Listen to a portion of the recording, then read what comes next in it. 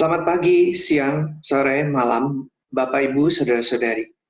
Kali ini kita akan membahas mengenai penyembah sejati. Kita mulai dengan ayat dari Injil Yohanes, pasalnya yang keempat, mulai dari ayat yang ke-19 sampai dengan 24. Kata perempuan itu kepadanya, "Tuan, nyata sekarang padaku bahwa engkau seorang nabi. Nenek moyang kami menyembah di atas gunung ini. Tetapi kamu katakan bahwa Yerusalemlah tempat orang menyembah." Kata Yesus kepadanya, "Percayalah kepadaku, Ibu, saatnya akan tiba bahwa kamu akan menyembah Bapa bukan di gunung ini, dan bukan juga di Yerusalem.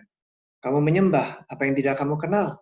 Kami menyembah apa yang kami kenal, sebab keselamatan datang dari bangsa Yahudi. Saatnya akan datang, dan sudah tiba sekarang, bahwa penyembah-penyembah benar akan menyembah Bapa dalam roh dan kebenaran, sebab Bapa mencari orang-orang yang menyembah Dia secara demikian. Allah itu roh, dan siapa saja yang menyembah Dia harus menyembahnya dalam roh dan kebenaran." Nah, apa yang dimaksud dengan menyembah atau beribadah? Di dalam peristiwa-peristiwa Alkitab, kita akan membaca dua hal yang dialami oleh para penyembah. Yang pertama adalah pengalaman penglihatan.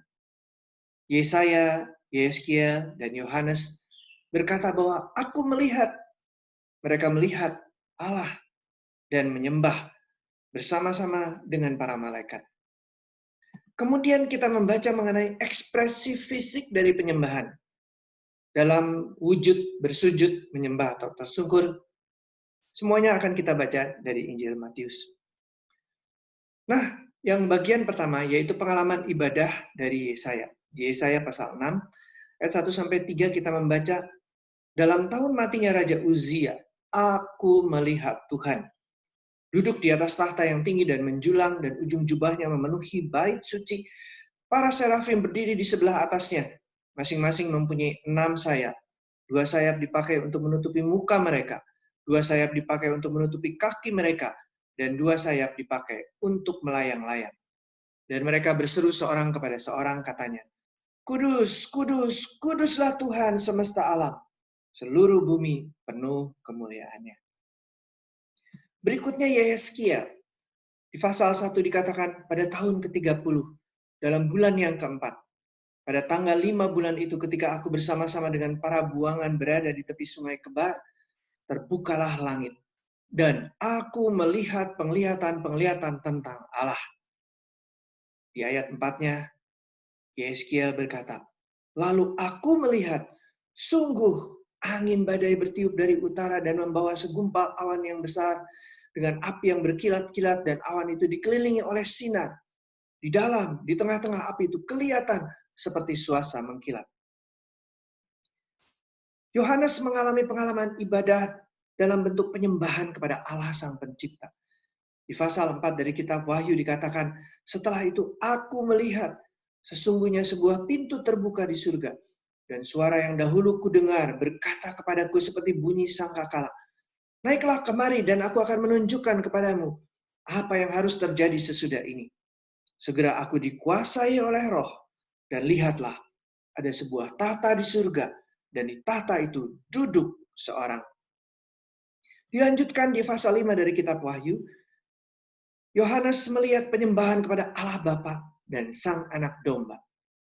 "Lalu aku melihat di tengah-tengah tahta dan keempat makhluk itu, dan di tengah-tengah tua-tua itu, berdiri seekor anak domba seperti telah disembelih, bertanduk 7 dan bermata 7. Itulah ketujuh roh Allah yang diutus ke seluruh bumi. Lalu datanglah anak domba itu dan menerima gulungan kitab itu dari tangan kanan Dia yang duduk di atas tahta itu."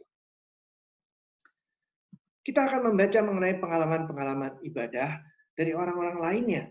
Kali ini dari orang Majus. Di Matius 2 diceritakan mereka masuk ke dalam rumah itu dan melihat anak itu bersama Maria ibunya, lalu sujud menyembah Dia. Mereka pun membuka tempat harta bendanya dan mempersembahkan persembahan kepadanya, yaitu emas, dupa, dan mur. Dilanjutkan dengan pengalaman ibadah para murid. Di Matius 14 Diceritakan bahwa orang-orang yang ada di perahu menyembah dia, yaitu Yesus, katanya, sesungguhnya engkau anak Allah.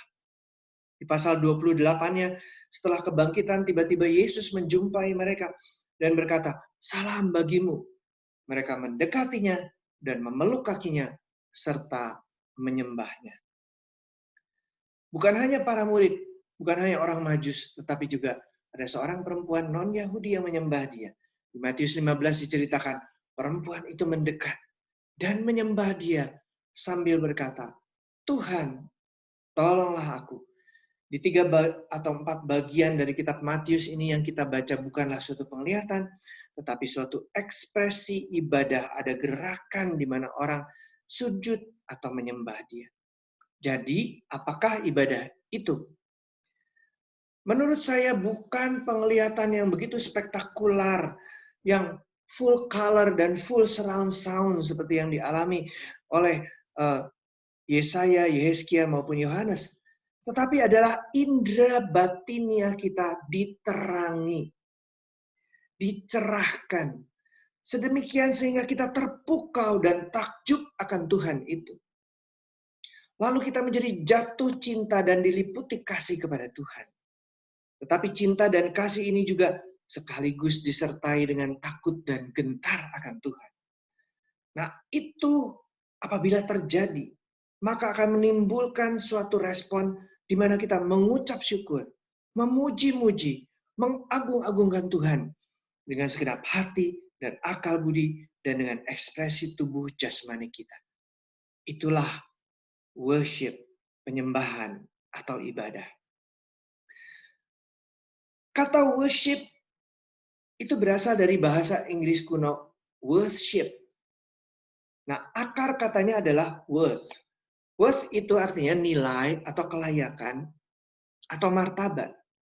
Ditambah dengan shape, yaitu partikel yang membentuk kata dasarnya menjadi sebuah kata benda abstrak. Jadi worship itu berdasarkan dari nilai kelayakan atau martabat Allah sendiri. Worship bukanlah berarti kita memandang pemimpin pujian, singer, musisi, bahkan pengkhotbah. Bukan. Worship itu adalah teosentris. Fokusnya hanya kepada Allah saja. Kepada pribadinya bahkan. Bukan kepada perbuatan-perbuatannya atau berkat-berkatnya bagi kita.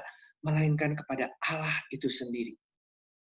Nah, kita lanjutkan studi kata kita ke bahasa Yunaninya.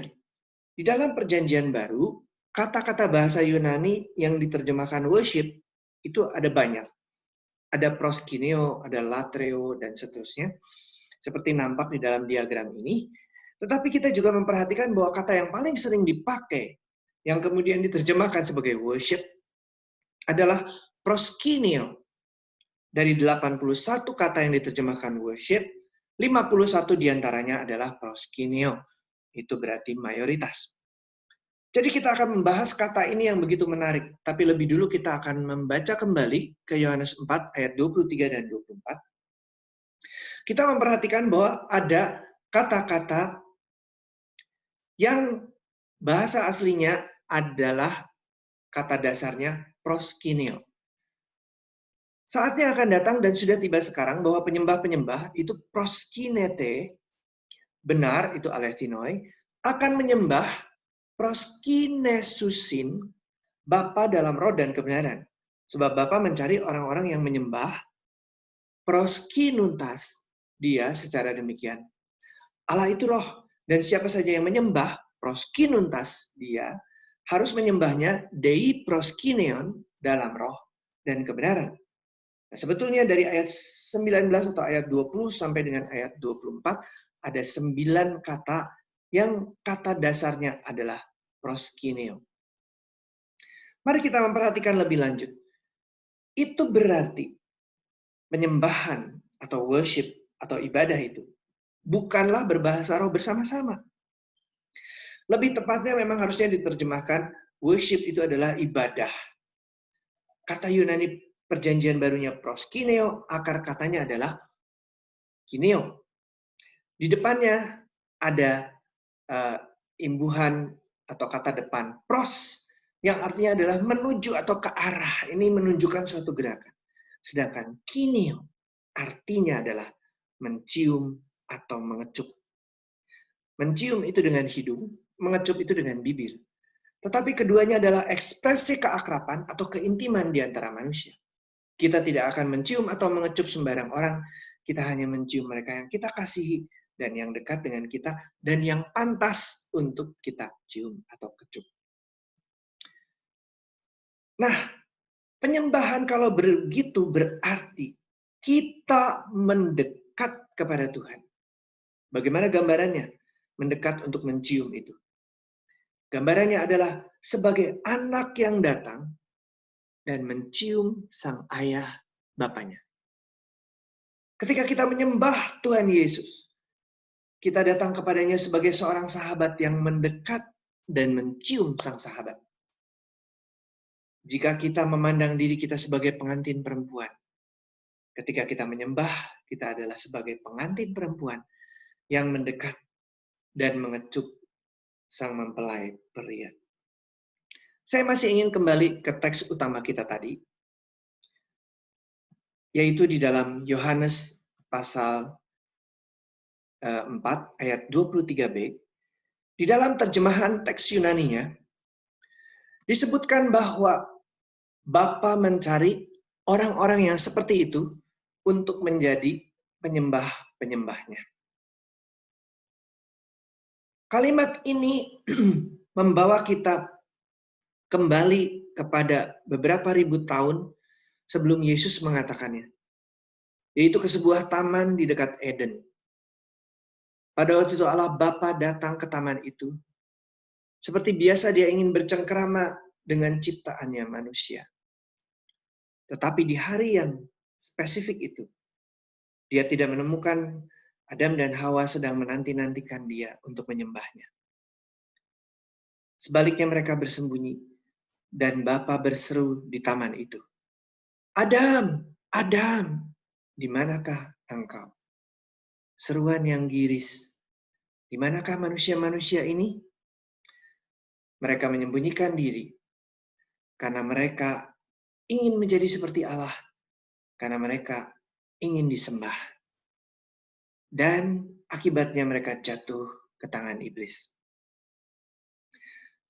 Bapak, Ibu, Saudara-saudari, hari ini Bapa masih mencari penyembah-penyembahnya.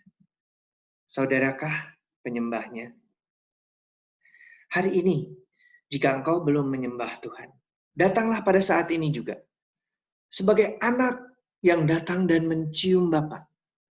Sebagai sahabat yang mendekat dan mencium Yesus sahabat sejati.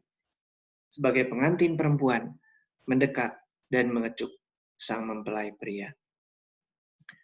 Tuhan memberkati Anda sekalian.